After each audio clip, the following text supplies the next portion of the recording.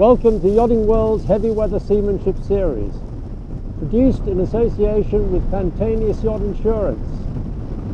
We're approaching an anchorage in very windy conditions, and Skip Novak is going to talk you through some special techniques for anchoring. Well, we're only 10 miles from Cape Horn, down to the south there, and it's predicted to blow quite strong tonight. They're expecting 40 sustained, gusting up to 50, 55. So we've obviously got to get tacked down somewhere, and there's a lovely anchorage we're coming into now called Colette Marcial. And it's a great place to anchor in a blow because the land is quite flat. You don't want to anchor next to high ground where you get vertical winds. And the bottom is very regular, very level and sandy, so it should be good holding.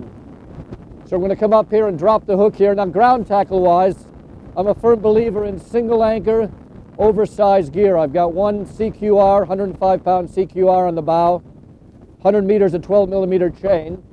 Got a couple spare anchors as well, a Danforth and a Fisherman, but rarely used. I really don't believe in this double anchor technique or anchors in line, etc. Those are really knuckle crunchers, can be dangerous to deploy, dangerous to recover. Better on a cruising boat, you know, sacrifice 20 kilos, 30 kilos of weight and get proper heavy gear. Drop it one time. And we're going to come up here now, try to find 10 meters and drop, and probably put 60 meters of chain out. One other thing, mistake I find quite frequently is people come in from offshore, they drop the main, take the halyard off, even put the sail cover on, virtually de-rig the boat. In a situation like this, if something happened, if I lost the engine right now and I'm too deep to anchor at this point in time, I'd have to sail myself out of here. So I'm going to keep the boat rigged and ready to go. I'm going to keep the halyard on the main, minimum amount of sail ties on the thing, sheets on the winches, furling lines ready to roll, and people ready to deploy the sails, spin around, and sail myself out of here and then sort the engine out later. So that's very, very important. So we're going to come up here and find 10 meters. Bertie's going to drop the anchor forward. Okay, we're going to come up here and obviously stop the boat, drop the anchor, try to back up, but in this wind, the wind's just going to take the bow, which is fine, and you want to sort of pay out your chain. You don't want to dump the whole thing on top of itself. That's going to happen quite quickly because we're going to go backwards very fast here. Okay, Bertie? Okay,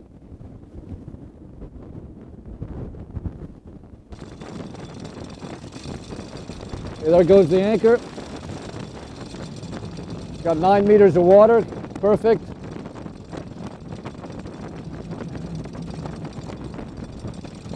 Motoring in reverse.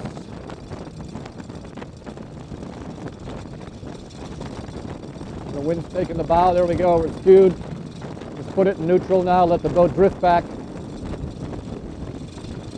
Okay, we got 30 meters out.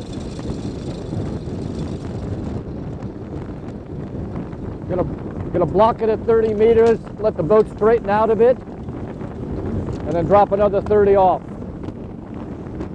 It's blowing. Yeah, there we go. Now she's grabbed now. Boat's swinging to the wind again. Drop off another 20. Call it 60, and we should be fine there.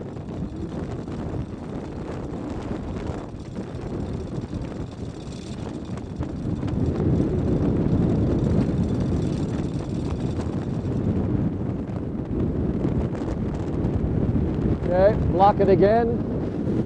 Let's let her snatch again. We should hold fine here.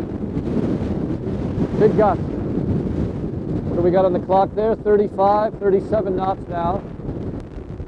Okay, we're just going to watch and take a few transits now on the land and just see if we're dragging. There's no point in trying to put it in reverse. We've got plenty of pressure, 30-ton boat pulling on the anchor. Just settle down here and see if she grabs, and then the next stage is to put the anchor snubber on up forward. What we're going to do here now is put the anchor snubber on. It's a big piece of nylon. You want nylon for the stretch, and this is going to take the shock load out of the anchor chain, because otherwise we've got a metal-to-metal contact on the bow roller, and it can be quite uncomfortable. So we've got a big claw here on the chain that grabs the chain, and then Bertie's going to ease the chain out, and we're going to put this loop on this bit and then take the weight of the boat on that, obviously with the chain backing it up on the windlass, okay? So Bertie, go ahead and let her go.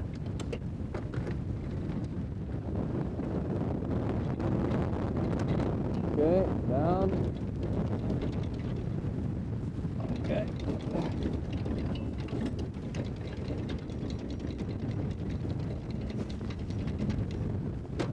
Okay, then we pay out some chain. Give the chain plenty of slack so the chain doesn't hit the side of the boat. Fish that out over the edge.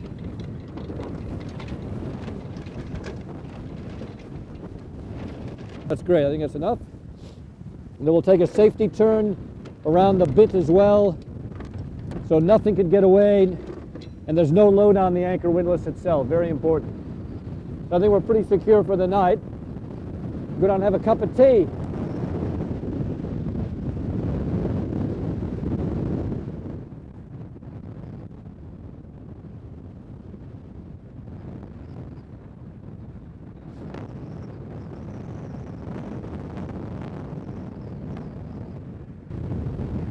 Well, it's time to up anchor now. We've had a pretty tough night. We had 50 knots plus in the gusts.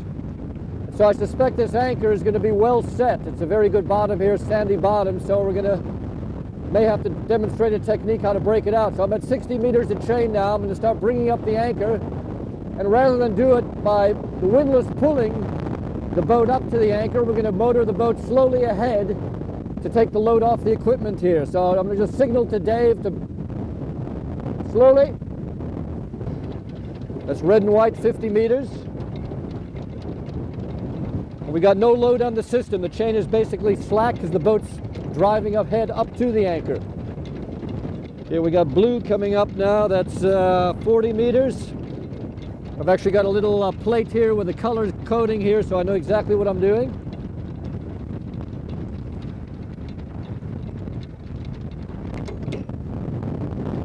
Now you can hear now the windlass is coming under load. It's struggling now.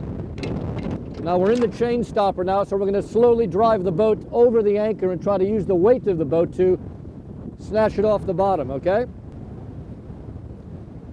That's coming tight now. Okay, I'm pretty sure that's broken free. Hold that. I'm going to take this out of the stopper again. To see if she'll lift now free and easy. So what you don't want to do, you don't want to put load on the windlass and shear the keyway. That would be a disaster. We should be up off the bottom now. Here she comes.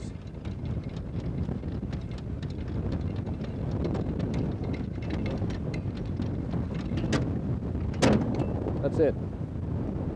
All set.